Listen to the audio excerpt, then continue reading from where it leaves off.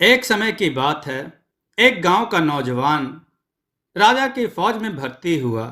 जिस समय उसके देश के राजा की लड़ाई दूसरे देश के राजा के साथ हुई, वह अन्य सिपाहियों के साथ बड़े बहादुरी से लड़ा और हमेशा सबसे आगे ही रहा। जब तक लड़ाई चलती रही, उसकी जिंदगी ठीक तरह चलती रही। पर जब दूसरे देश के राजा ने शांति का ऐलान किया, तो अचानक ही लड़ाई बंद हो गई। अब राजा को इतनी सारी फौज की जरूरत नहीं थी। अतः उसने बहुत से सिपाहियों को फौज से निकालने का आदेश दे दिया। राजा के सेनापति को मजबूरन बहुत से नौजवानों को सेना से निकालना पड़ा। निकाले गए सिपाहियों में वह नौजवान भी था। नौकरी से निकलने के बाद उसे वापस अपने भाइयों के पास जाना पड़ा, क्योंकि उसके माँ बाप की मृत्यु हो चुकी थी। जब उसने कुछ समय तक उनके पास रहने की इच्छा व्यक्त की, तो उसके दोनों भाई उसे लंबे समय तक अपने पास रखने के लिए तैयार नहीं हुए। वे बोले, हमारा तो अपना ही खर्च बड़ी मुश्किल से चलता है, हम तुम्हें कैसे पाल सकते हैं। अब गांव छोड़कर जाने के अलावा और कोई रास्ता उस नौजवान के सामने नहीं था। आखिर दुखी मन से उसे अपना गांव छोड़ना पड़ा। साथ ले जाने के लिए उसके पास अपने हथियार थे, जो उसे फौज में भर्ती होने पर मिले थे और फिर फौज से निकालने पर उसे ही दे दिए गए थे। अपने ही बंदूक कंधे पर रख वह गांव से चल पड़ा। चलते चलते ऐसी जगह पहुंचा जहां पर घने पेड़ों के अलावा और कुछ नहीं था। वह बहुत थक गया था, अतः वहीं पर एक घने पेड़ के नीचे आराम करने के लिए बैठ गया और अपने भाग्य के बारे में सोचने लगा कि ना तो मेरे पास पैसा है और ना ही मुझे कोई हुनर ही आता है। अब मैं कौन सा काम खोजूं? अब तो मुझे भूखा ही मरना पड़ेगा।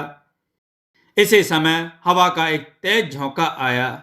जब उसने चारों ओर नजर दौड़ाई, अपने सामने एक अजनबी को खड़ा पाया, जिसने हरे रंग का बड़ा ही सुंदर गाउन पहन रखा था और शक्ल से बड़ा अमीर दिखाई दे रहा था। पर उसका एक पैर घोड़े के पैर की तरह था। वह आदमी बोला, मुझे मालूम है कि तुम इस समय क्यों परेशान हो।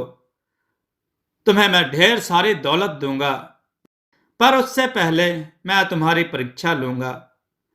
कहीं तुम मेरी सारी दौलत बर्बाद तो नहीं कर दोगे? तुम किसी से डरोगे तो नहीं? नौजवान सिपाही बड़े गर्व से बोला। एक सिपाही और डर, ये दोनों बातें साथ साथ नहीं चलती। तुम मेरी परीक्षा कर देख सकते हो। अजनबी बोला, ठीक है, अब तुम अपने पीछे मुड़कर देखो। नौजवान ने अपने पीछे मुड़कर देखा तो पाया कि एक बड़ा रीछ उससे कुछ दूरी पर खड़ा उसे घूर रहा था। जैसे ही वह नौजवान पलटा, वैसे ही वह रीछ उस पर झपटा। नौजवान सिपाही ने झट से अपनी बंदूक तानी और उस पर गोली दाग दी। देखते ही देखते रीछ उसी समय वहीं ढेर हो गया।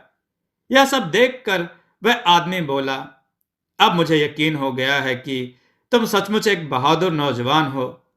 पर मेरी भी एक शर्त है, जो तुम्हें पूरी करनी होगी।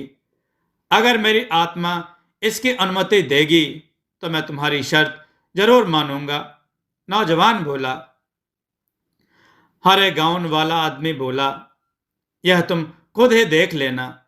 मेरी शर्त है कि आने वाले 7 वर्षों में तुम ना नहाओगे, ना ही दाढ़ी और सिर के बाल कटवाओगे, ना ही हाथ पैरों के नाखून काटोगे और ना ही ईश्वर की पूजा करोगे। मैं तुम्हें स्कर्ट और बड़ा सा कोट दूंगा, जिसे तुम इन 7 सालों तक पहनकर रखोगे। अगर तुम इन 7 सालों के बीच में ही मर जाते हो, तो तुम मेरे हो। पर अगर तुम जीवित बच जाते हो, तो मैं तुम्हें अपनी शर्त से आजाद कर दूंगा और इतना सारा धन दूंगा, जिससे तुम सारी जिंदगी आराम से गुजार सकते हो। तुम्हारे कोट की जेबें हमेशा धन से भरी रहेंगी। नौजवान सिपाही, जिसे अपना भविष्य अंधकार में दिखाई दे रहा था, ने कुछ देर सोच विचार करने के बाद उस अजनबी की सारी शर्तें मान ली।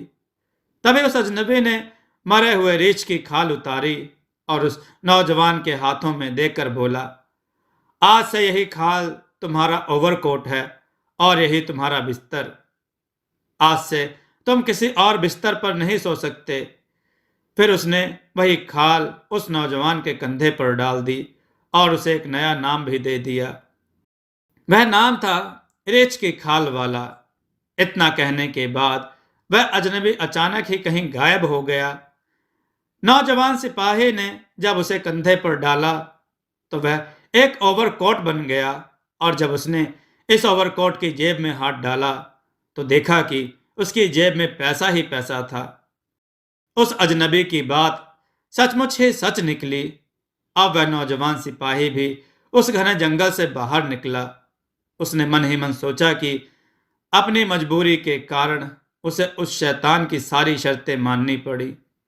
वह ईश्वर की प्रार्थना भी नहीं कर सकता, पर वह इस धन से गरीब लोगों का भला तो कर सकता है।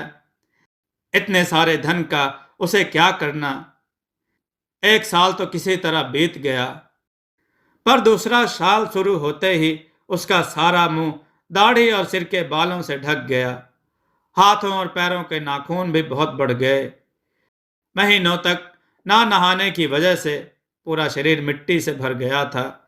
जो कोई भी उस नौजवान को देखता डरकर भाग जाता, पर जब वह अपनी जेब से निकालकर लोगों को पैसे बांटता तो कुछ उससे पैसे लेने उसके पास आ जाते थे।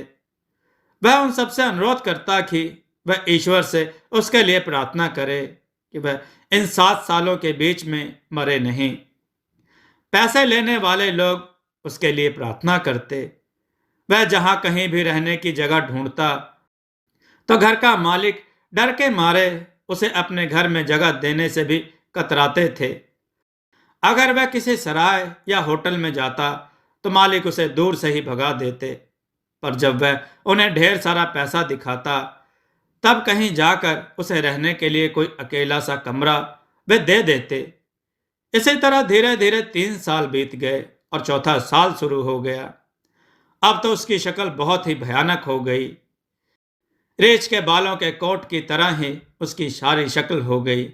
लोगों को यह पहचानना भी मुश्किल हो गया कि वह कोई आदमी है या 2 पैरों वाला कोई वनमानुष। चौथे साल में एक बार घूमते घूमते एक सराय में कुछ दिन रहने के लिए वह पहुंचा, पर सराय के मालिक को केवल उसकी आवाज ही सुनाई दी। उसका चेहरा उसे दिखाई नहीं दिया। उसके पास खड़े रहना भी उस सराय के मालिक के लिए मुश्किल हो गया, क्योंकि उस नौजवान के शरीर से बहुत बदबू आ रही थी। उस सराय के मालिक ने अपनी सराय में तो क्या, अपने अस्तबल में भी उसे ठहरने की जगह देने से इनकार कर दिया, क्योंकि उसे डर था कि कहीं इस आदमी की शक्ल देखकर उसके घोड़े अस्तबल छोड़कर ना भाग जाएं। जब नौजवान सिपाही ने उस सराय के मालिक के सामने ढेर सारे पैसे रखे तो उसने सराय से दूर नौकरों के लिए बनाए गए कमरे में उसे रहने की अनुमति दे दी, पर उससे वचन लिया कि वह जब तक वहां रहेगा तब तक अपने कमरे से कभी बाहर नहीं निकलेगा, नहीं तो उसके डर से कोई भी उस सराय में रहने नहीं आएगा।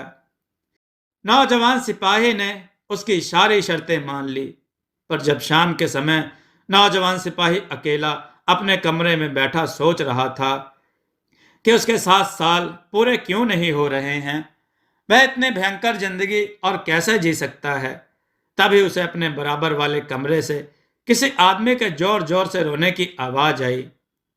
वह बड़े ही दयालु प्रवृत्ति का इंसान था, अतः अपने कमरे का दरवाजा खोलकर बाहर निकला।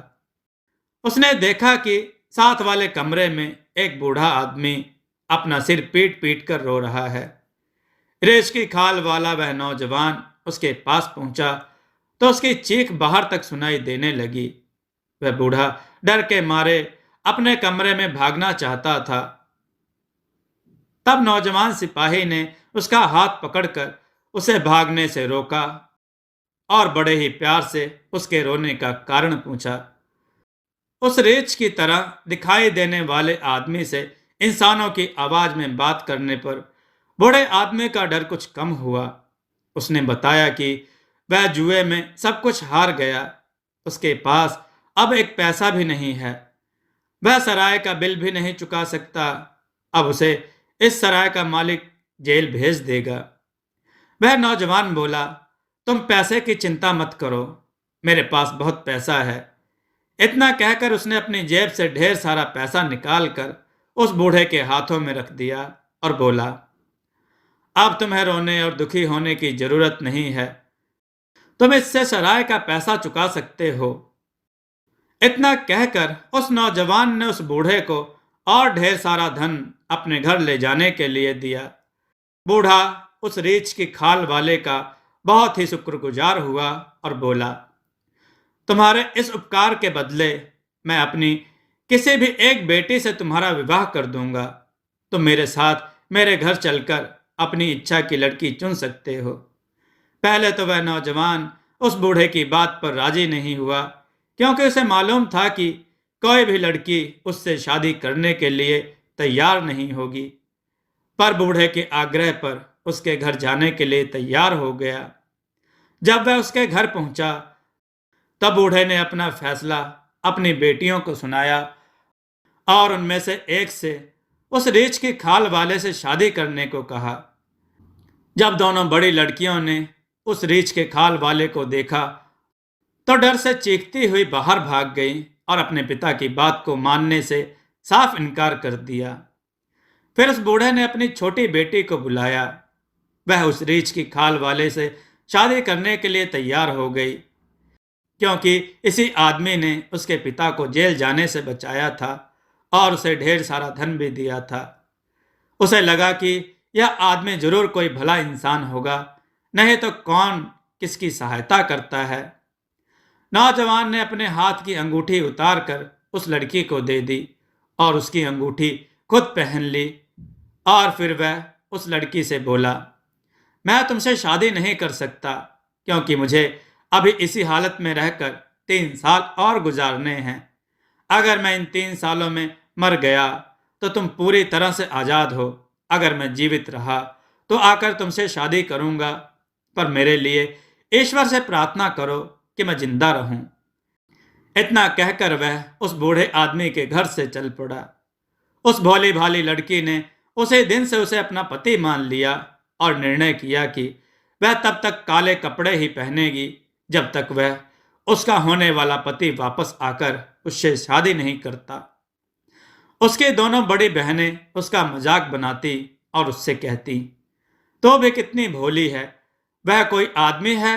वह तो 2 पैरों वाला रीछ है, वह तुझे कभी भी मार डालेगा। तो पिता की बातों में मत आ, एक वन मनुष्य से भी कोई शादी कर सकता है। पर उस लड़की को ईश्वर पर पूरा भरोसा था। उसे विश्वास था कि ईश्वर जो भी करेगा अच्छा ही करेगा। अतः वह चुपचाप उनकी बातें सुनती रहती।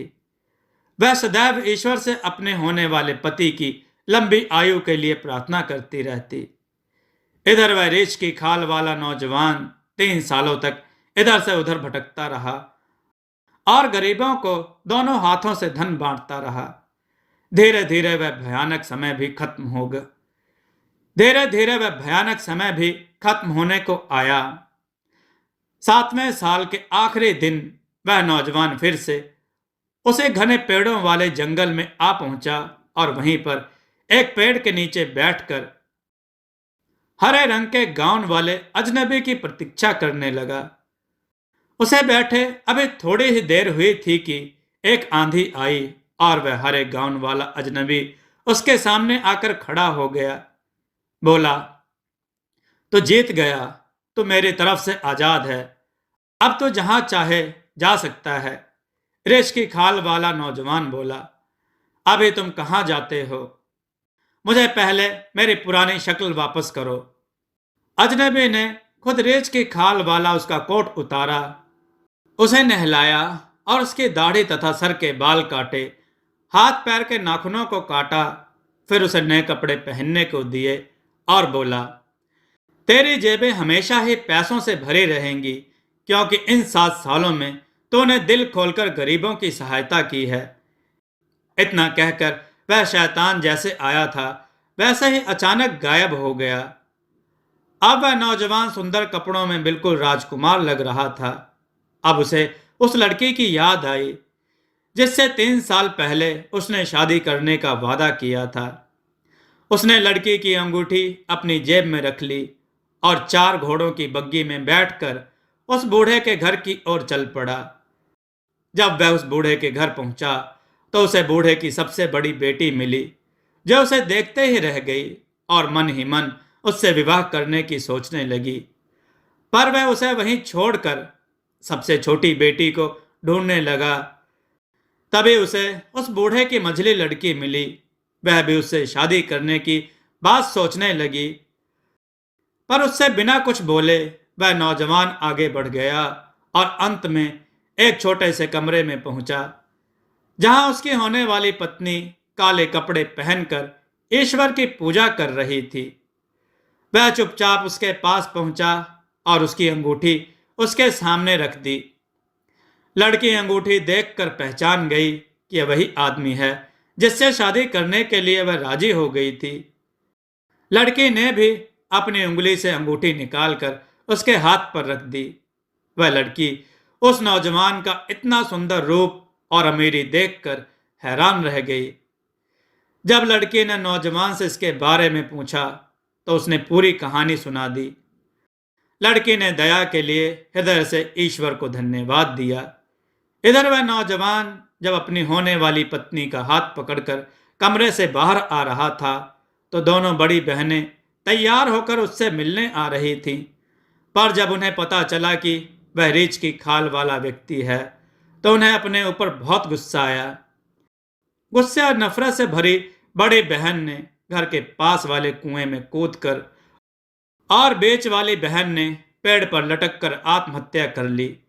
शादी के अगले दिन जब उनके दरवाजे पर दस्तक हुई तो नौजवान ने दरवाजा खोलकर देखा कि वही शैतान उनके सामने खड़ा है।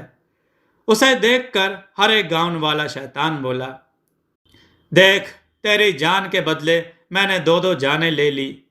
ये दोनों लड़कियां ईर्ष्या और नफरत की आग में खुद ही जल गईं और तो अपने साहस, दया और धैर्य की वजह से इस आग से बच गया। इतना कहकर वह शैतान फिर से गायब हो गया। दोस्तों, आपको यह कथा कैसी लगी? अपने विचार और सुझाव कमेंट में जरूर दें। हमारी कथाओं को लाइक करें, हमारे चैनल को सब्सक्राइब करना न भूलें। हमारी कथाओं को शेयर जरूर करें जिससे लोगों को अच्छा ज्ञान प्राप्त हो। जय श्री राम भक्तों।